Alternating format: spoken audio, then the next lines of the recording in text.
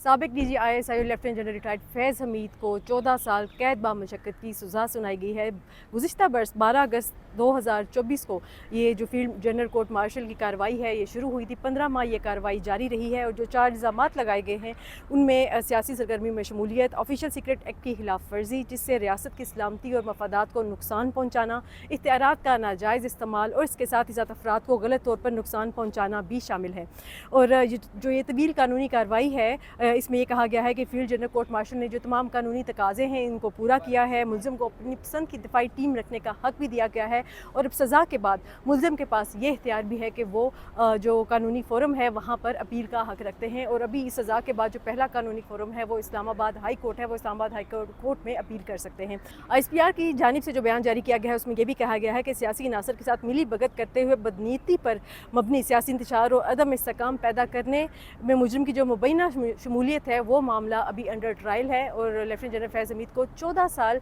कैद बामुशक्कत की सज़ा सुनाई गई है।